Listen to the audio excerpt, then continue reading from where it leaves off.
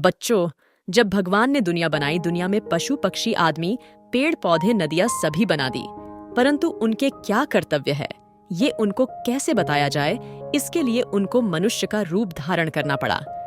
भगवान स्वयं परिवार के साथ दुनिया में आए और उसके लिए उन्हें भारत की भूमि पवित्र और सबसे सुंदर लगी। संसार की रचना ब्रह्मा विष्णु और शिवजी ने मिलकर की। ब्रह्मा जी ने संसार के प्राणियों को बनाया, शिवजी ने उनमें प्राण संचार किए, विष्णु जी ने उन सब प्राणी के पालन पोषण का भार संभाल लिया। स्वतंत्र विचरते मनुष्य बहुत अत्याचार करने लगे, भले लोगों को राक्षस प्रवृत्ति के लोग सताने लगे। तब ऋषि मुनियों ने भगवान से अपनी रक्षा के लिए प्रार्थना की। उनकी प्रार्थना सभी देवी देवताओं ने सुनी। तब जगत के पालनहार भगवान विष्णु से देवताओं ने आग्रह किया कि वह पृथ्वी पर मनुष्य रूप धारण करे और समाज परिवार को उनके कर्तव्य बताए राक्षसों का संहार करे।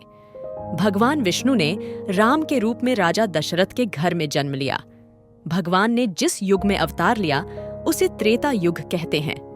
उनकी लीला का वर्णन और उनके आदर्शों को वाल्मीकि औश ने अपने महाकाव्य वाल्मीकि रामायण के रूप में जन जन तक पहुंचाने के लिए लिखा। उनका महाकाव्य संस्कृत भाषा में था। संस्कृत भाषा को पढ़े लिखे विद्वान ही समझ पाते थे। राम कथा के आदर्शों को वह बताते थे, परंतु कम पढ़े लिखे लोग उसे पढ़ नहीं पाते थे। कथा का सार पंडितों से सुनकर ही जान पाते थे। तब आगे चलकर साधारण लोगों को भी भगवान राम की कथा और उनके आदर्शों को जानने के लिए हिंदी की अवध भाषा में गोस्वामी तुलसीदास जी ने श्री रामचरितमानस की रचना की। गोस्वामी तुलसीदास जी एक ब्राह्मण कथावाचक थे।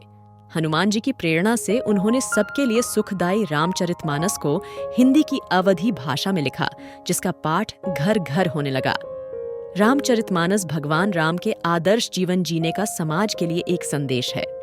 भाई भाई के बीच प्रेम, आदर्श नारी का कर्तव्य, पिता के आदेश का पालन, पशु पक्षियों से भी मैत्री का भाव, राजा का कर्तव्य और त्याग, सब कुछ कैसा होना चाहिए, अधर्मी पुरुष के साथ कैसा व्यवहार होना चाहिए, भगवान ने अपनी लीला में सब कुछ बताया है। बच्चों, हम भी आपको उसकी कुछ कहानियां आपके जीवन को सही राह दिखाने के लिए बताएंगे। भाई का भाई के साथ प्रेम, मित्र के साथ मित्रता निभाना, कर्तव्य पूरा करने के लिए त्याग की भावना रखना, एक आदर्श पुत्र का कर्तव्य क्या है, सब कुछ आप बालचरितमानस में पाएंगे।